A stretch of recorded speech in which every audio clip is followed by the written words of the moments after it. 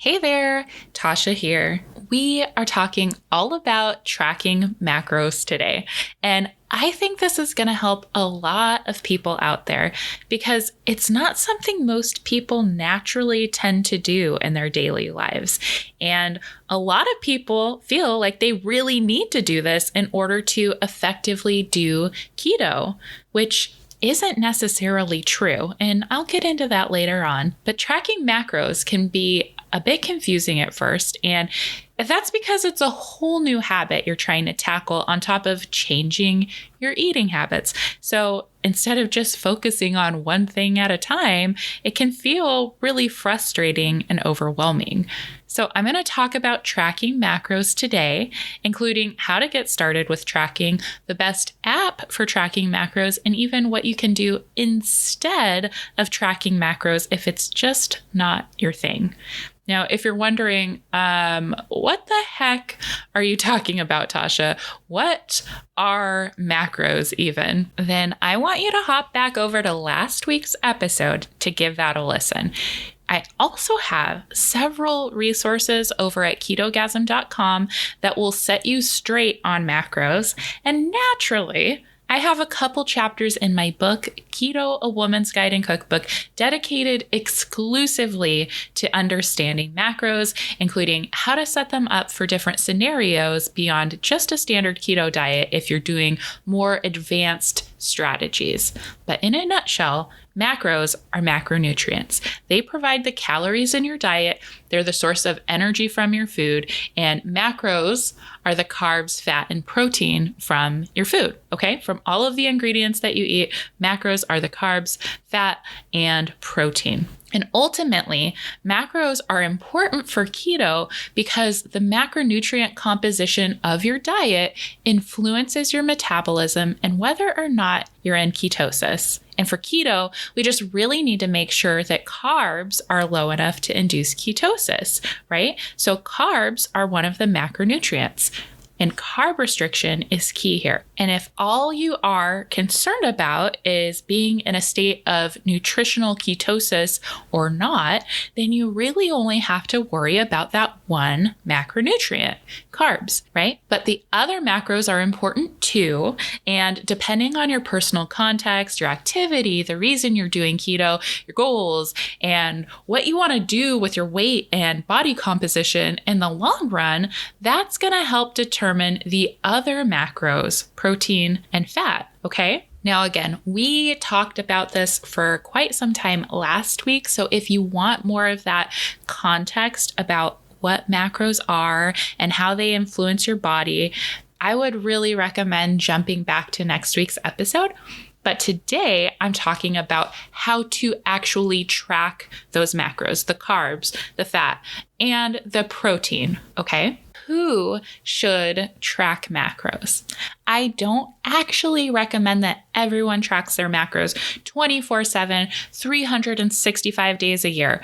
Full disclosure, I definitely do not do that. And honestly, most people who end up doing keto for any length of time don't do that either. But some people do find the routine of macro tracking to be helpful. And there are plenty of reasons why tracking macros could be a good fit. If not permanently, then at least temporarily. So here are the main scenarios where busting out the macro tracking app is a good idea. The total newbie keto dieter. But I have a caveat to this one. If you're just getting started on keto and you're not familiar with the nutrient composition of your foods, if you have no idea what the nutrients are in the food that you're eating, then keeping tabs on at least the carbs is a good idea in the beginning of your diet. If you're going it alone, you're not following a predetermined meal plan from a nutritionist or a dietitian, if you're just trying to figure out what you can and can't eat on keto, then tracking can be a good way to tally up the carbs, okay? But if you're just getting started, then don't fuss with the protein and fat macros just yet. Let your body adjust to eating low carb. Decide if you find tracking macros to be a helpful habit, and let that guide your decision to add more complexity to your tracking efforts if it works for you. The other people who might really benefit from tracking macros are people who have a good relationship with food and they're working to improve their body composition. Now, these people generally tend to be at a healthy weight and they aren't stressing and obsessing over each little bite that they take. They're not afraid of food and they don't have any extreme eating habits, right? Tracking macros to ensure that you're in the ballpark of your goals can help you make progress. And these are the people that understand that even if they're tracking macros, that it's all ballpark estimates and they don't have to do it all perfectly, right? People who are working to resolve nutrient deficiencies could also benefit from tracking apps. Some of the tracking apps out there, they give you so much detailed information about the nutritional composition of the food that you eat that you get a breakdown of like every little detail. You have like your micronutrients, your macronutrients, amino acids, fatty acids, all of these kind of things in this really granular, detailed way. So if you are low in iron or low in calcium or magnesium or any one of those kind of micronutrients that can be kind of common in people, then tracking your food intake can help you identify the foods that are giving you the most bang for your buck, so to speak, and help you make better decisions about your food.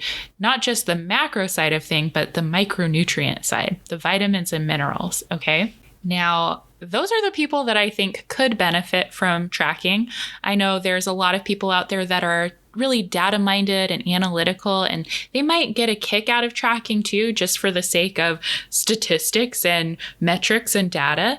But I think there's a lot of people who shouldn't track, okay? And I think people who find tracking to be stressful or unsustainable are people who shouldn't be doing this. If you're experiencing a lot of stress and resistance when you're trying to track, then forcing yourself to do it probably isn't the best use of your energy.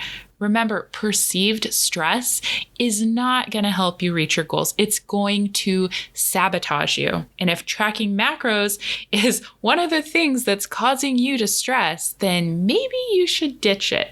Okay, tracking macros is just one strategy of many strategies. So don't feel like you have to force something that doesn't really work for you. Shift your focus to something that is more sustainable, okay? Because that's where you're going to start to shine. And that's where you'll really see progress in the long run. People with disordered eating habits or those who feel triggered by tracking are also not good candidates for this. If you have a past of disordered eating, then thinking about your food in numbers or laying food out in highly detailed metrics and goals is not the best way to home a healthy relationship with food. I definitely do not recommend even opening this can of worms. Do not go down this rabbit hole if you have an eating disorder or a history of disordered eating habits, okay? In fact, I would even go as far to say don't think about dieting. And diet perfectionists, I will also include as people who should avoid opening the can of worms that goes into macro tracking, okay? And this goes along the same line as before. A mindset of diet perfection goes hand in hand with disordered eating habits. And I know for many people that are diet perfectionists, you probably don't identify with eating disorders or disordered eating habits. So I want to frame this in a different context, something that you can actually relate to. And that's perfectionism. If you are a perfectionist and everything needs to align perfectly with your plans, or you deem yourself a failure, if you set a goal or a target and your brain goes, man, I blew it, instead of, oh, I'm close enough, then I don't think that tracking is a good fit for you either. Seriously, because all the nutrition data from the nutrition facts on the food labels to the data in the app databases and so on to the macro goals set out by these calculators, these are all ballpark estimates. They're averages, okay? So getting super caught up in the minutia of hitting your macros and being over or under a certain number is not only going to drive you totally nuts, it is a huge, absolutely huge waste of your energy, okay? So many of you know that I'm a recovering perfectionist, and I'm going to be the first to tell you that tracking macros was one of those things that really brought out the worst in me for a time there. So is tracking for everyone? No. Is it the only strategy? Absolutely not. But is it an effective strategy to consider? For sure. If you see tracking as totally objective data that's going to help you work towards your goals and your efforts, then go for it. But if tracking is emotionally exhausting, mentally draining, or your self-worth is somehow tied up with the outcome of the numbers, then it's probably in your best interest not to track. And that's the same with the scale, right? If you come out of your bathroom in tears every morning after seeing the number on your scale, maybe don't weigh yourself every day. Tracking can be an on again, off again kind of thing too. It doesn't have to be every day. Like I said, it could be something you do just to calibrate your portions and eating, like a periodic check-in to say, here's a typical day of what I'm eating. Here's where I'm at compared to where I want to be, that kind of thing, right? Just to kind of get like a check-in. It doesn't have to be a huge part of your life, take up all your time, or anything dramatic. You will have a much better idea if it's actually going to be a good fit for you once you know what all it entails, or even after you try it for a little bit. So now that you know who tracking macros is a good fit for, I'm going to tell you how to track macros on keto. And the first thing you need to do is calculate your macros, okay? Last week, we talked about the nitty-gritty details behind what all these keto macro calculators should be doing: limiting carbs, making sure you get adequate protein based on your lean body mass, and determining your energy needs to fill the rest with fat. And this fat macro is the real variable in the equation. This will be the thing that's adjusted up and down to either eat at maintenance or create a calorie deficit. So if you're eating to maintain your weight, your fat macro will be higher. And if you're eating to lose weight, your fat macro will be lower. Okay? Now, whatever calculator you decide to use to determine your macros, remember, you need to pay attention to the grams, not percentages. Okay? You want macros in grams, not percentages, not ratios. The grams, how much carbs, protein, and fat that you eat in grams, is going to be really important for tracking purposes. The ratios and percentages are pretty much pointless when it comes to tracking your macros. So just focus on grams and use a calculator that actually provides your macronutrient goals in grams instead of percentages, instead of ratios, okay? The calculator at ketogasm.com will do this for you. It's geared towards female body composition and will give your results in grams.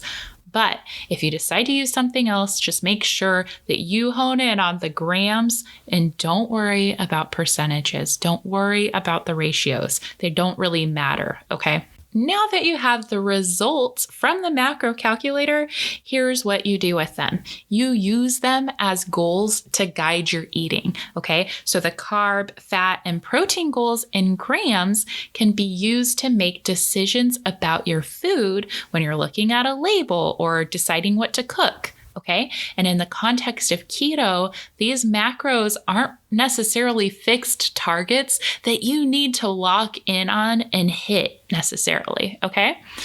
For carbs, I want you to think of these as a limit. Okay. So if the calculator says 50 grams of carbohydrate or 30 grams net carbs as your macro goal, that doesn't mean that you need to hit that goal to be successful. That's the limit that you should aim for to get into ketosis and stay in ketosis. Okay. So think of your carb macro as the number of carbs that you can eat up to.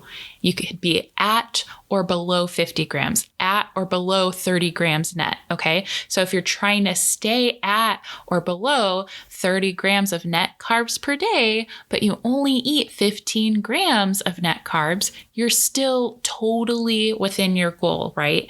You don't have to eat 30 grams just because the calculator said to. All right. That's a limit because you're limiting carbs to that amount. You're not trying to get up to that amount.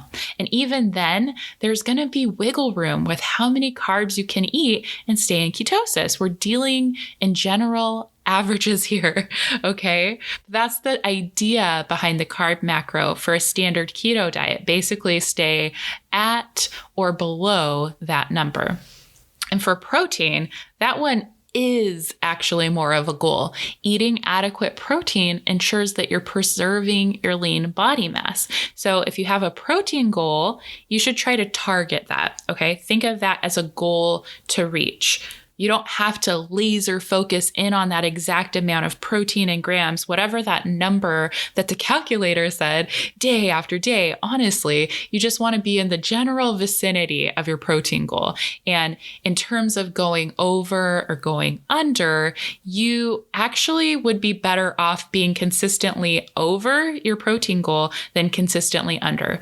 Because if you're not eating adequate protein and if you're consistently shorting yourself on protein, this can lead to muscle loss over time and your metabolism will suffer. Okay. So when in doubt, aim for higher protein intake, especially if you're eating at a calorie deficit or you're physically active.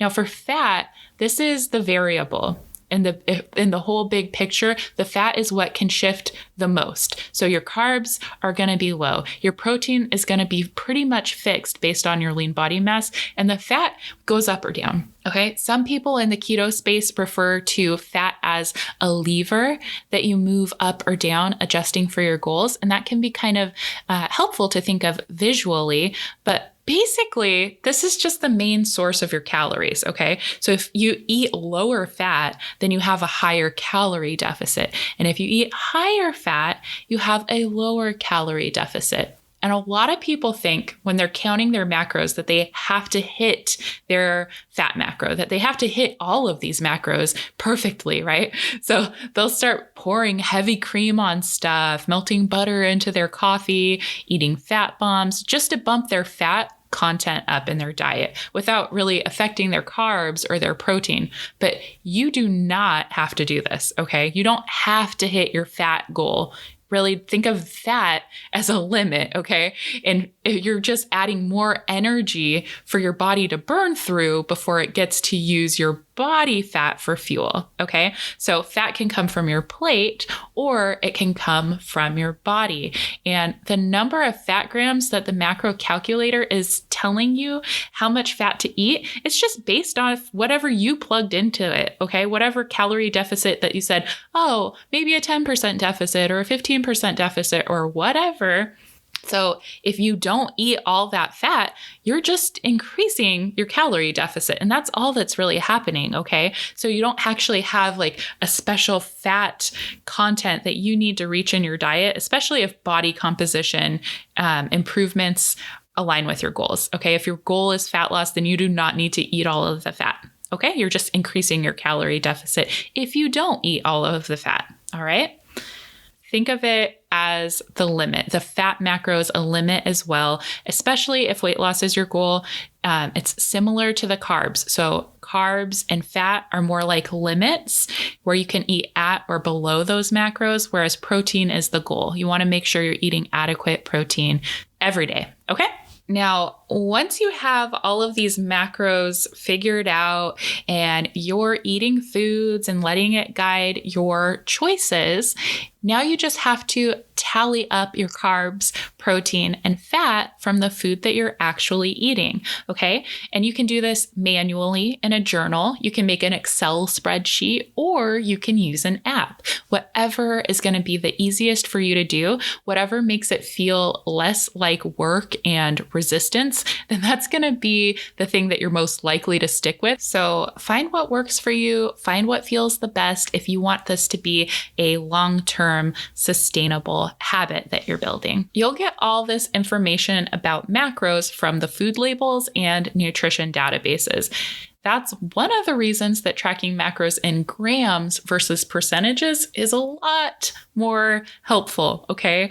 All the data is already in grams when you look at a label or you look nutrition information up online, okay? And basically what you're doing is taking that information, all of that nutrition data, for whatever serving size you're eating, you account for that ingredient by documenting the carbs, fat, and protein. For each thing you eat, each ingredient, everything gets tallied up over the day.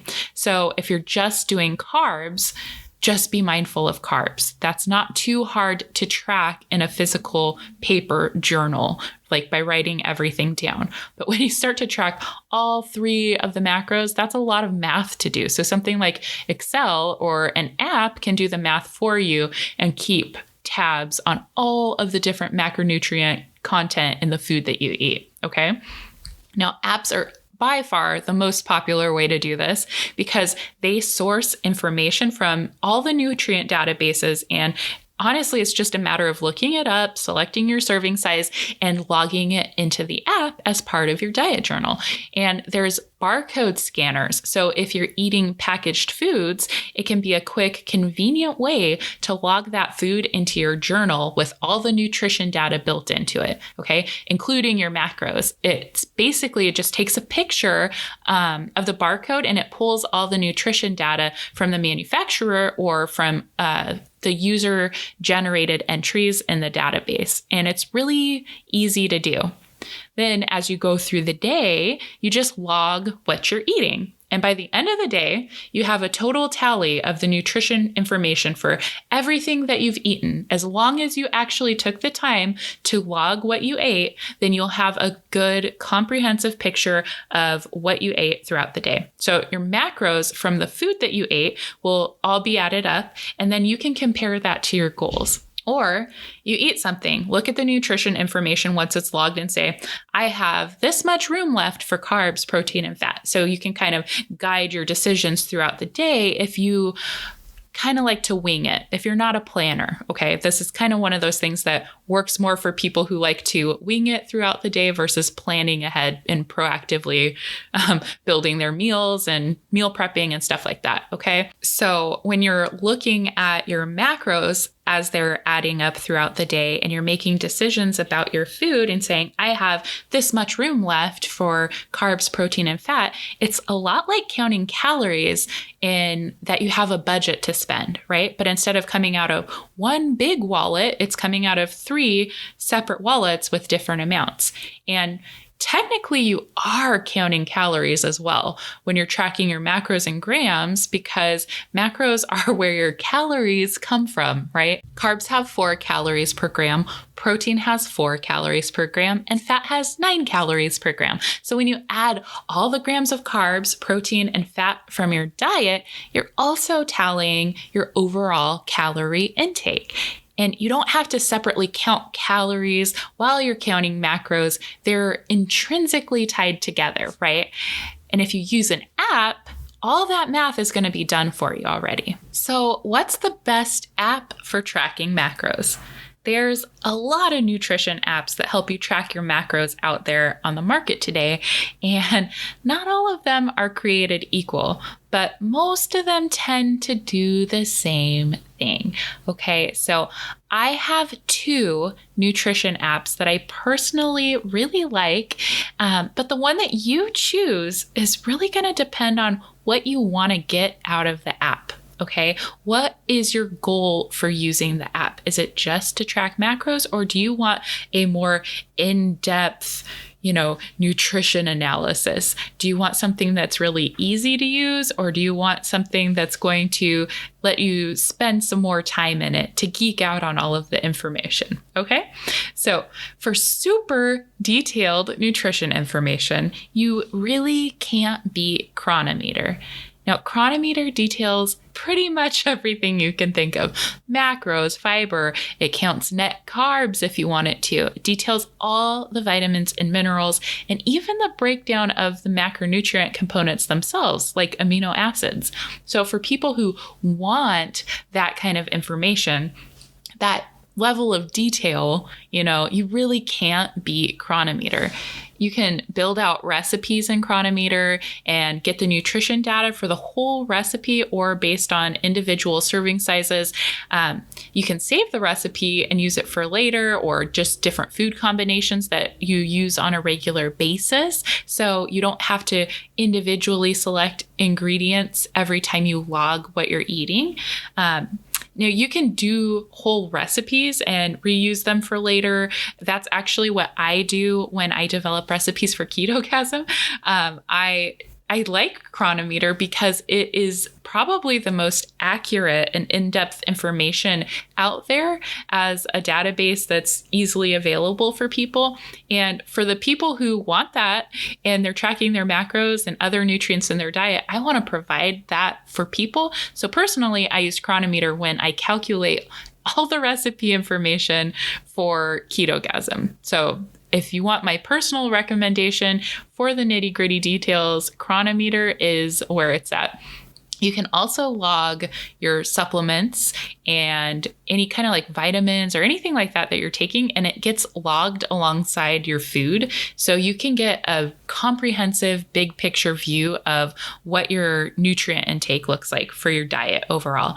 And it's free. It's free to use Chronometer. But if you do opt for the paid version, I think they call it Gold's version or something like that, you also track your nutrients over time. So you can see the trends that are happening over time, which is pretty cool. So if you're taking the time to log all the information in all of your food and every bite that you're taking throughout the day, then being able to see the patterns over time is really helpful. Because if you're consistently low on something, like say you are consistently low on B12, then you could see that that's an opportunity to supplement and boost your nutrition, right? So it's more of fine tuning it. And if you have any specific targets or some kind of really individualized goal, then you can set that up in Chronometer. So you can set up your macros. You can set up, if maybe you are deficient in B12, if you need to get that into your diet, you can set a specific goal to do that. So it's kind of helpful as a visual guide as well, because it has little bars that track every single one of these nutrients. So as you log your food intake or your supplements or anything that you're eating and ingesting throughout the day, these little bars fill up and show you how close you are to reaching your goal. So it can be kind of motivating if you're using it for that purpose, and just a nice visual guide to help you out.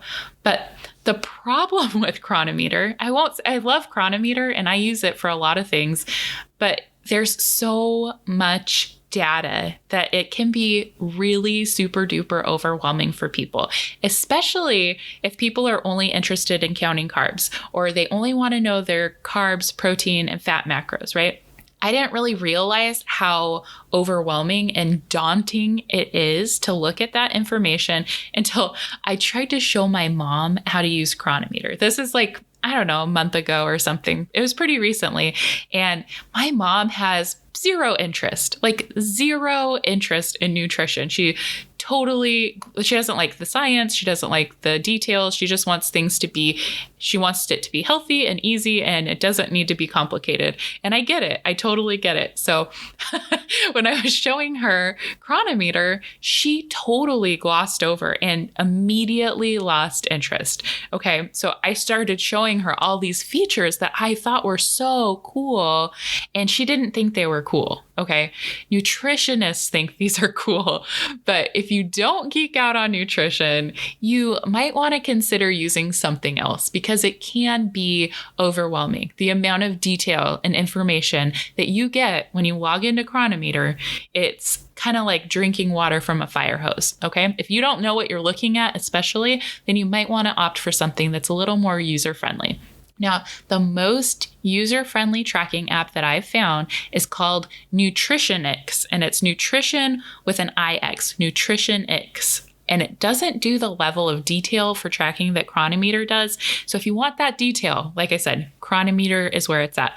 But if that does not appeal to you at all, and you want something that's incredibly user-friendly, Nutritionix is something to look into. And honestly, it kind of strips away all of the extra fluff, and it just shows you the basic stuff that you would find on a standard nutrition label, okay? It has your macros and your energy, so it shows you your protein, carbs, fat, fiber, all of that kind of stuff, and the calories, right? And it does show some additional micronutrients if you start digging around for them, but the layout and the presentation is really simple and straightforward, okay? Now, you can set calorie goals in Nutritionix, and you can also set macro goals in percentages, but you can't really set them to grams unless you start to tweak the percentages to make them align just right. So that might be frustrating for you, but it's not the same as Cronometer where you have the bars that you're like building up to fill the bars. So it doesn't really matter. It's just tracking it. If you know your macros, then you don't need to enter them into an app, right?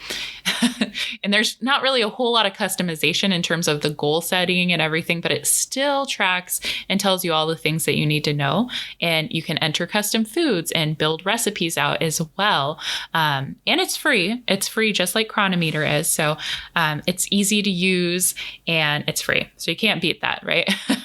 But the logging process, that's what I love most about Nutritionix, because it has the barcode scanner, just like Cronometer does, but you can also type or speak the quantity and what you're eating. And it just automatically fills all that information into the logging portion of the app. So I think that's really cool. Because the other tracker apps, you have to find the food in the search bar, then you dig through the lists of ingredients, and then you manually adjust the serving size, okay? And I know that probably doesn't sound like too big of a deal, but it's actually a huge time saver if you can just speak directly into the app or directly type the quantity and the number, like what you're actually eating directly into the search bar instead of just the ingredient, but like how much of the ingredient into the search bar. Okay.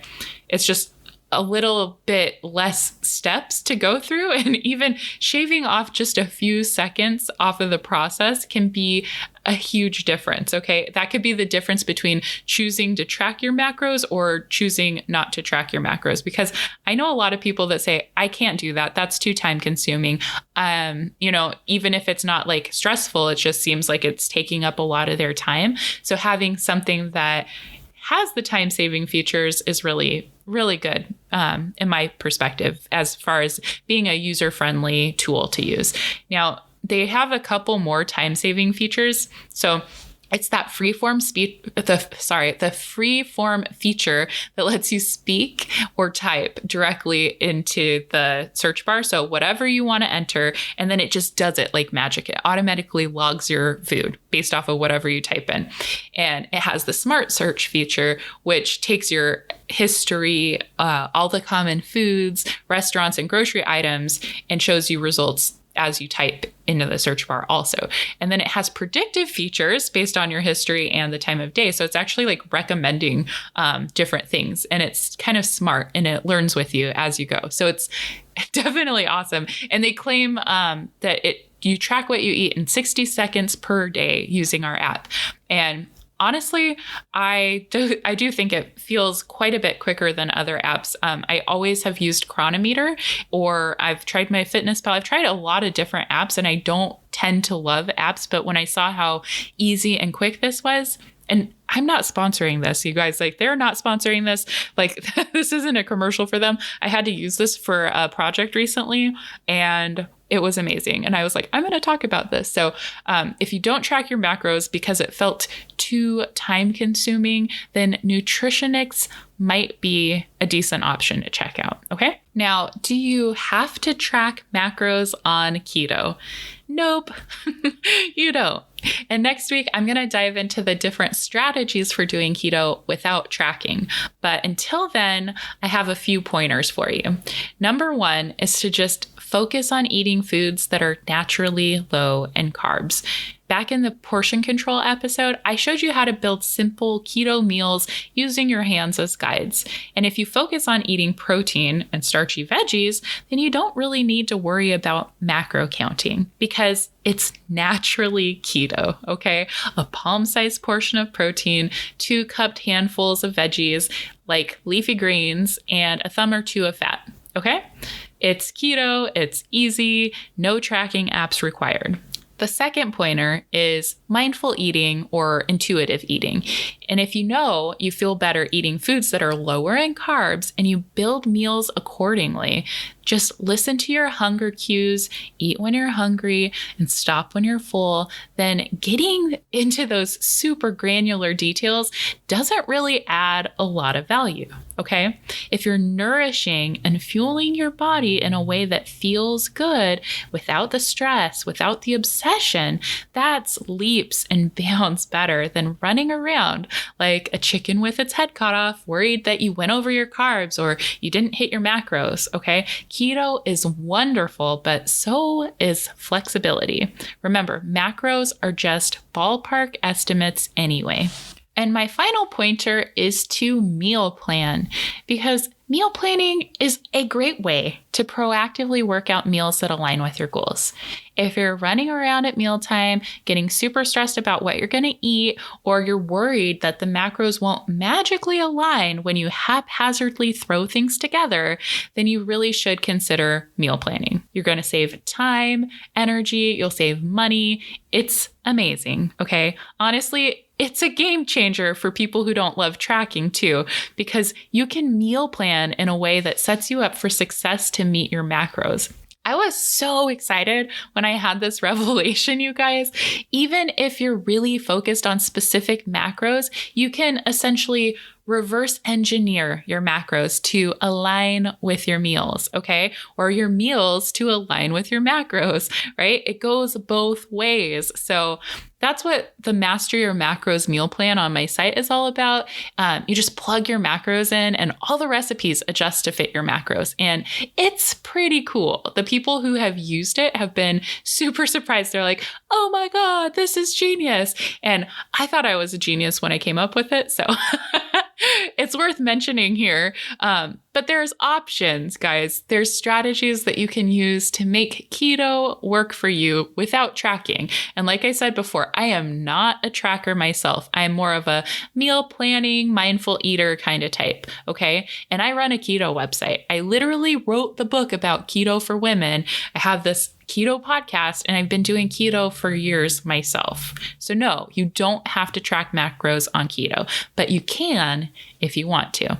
All right, guys, I hope this was helpful for you all, and I will see you next week. Thank you so much for tuning into this episode of the Ketogasm podcast. You are awesome. I really hope the show's added value to your keto journey. Making big changes to your eating habits can be a little tricky, but if you're taking the time to listen and learn about keto, you're well on your way. You got this. Be sure to visit ketogasm.com for the show notes with full transcripts, references, and resources to help you out, including a totally free course called Hello Keto. It's helped over 75,000 people start keto with confidence. I'll see you in the next episode. Bye.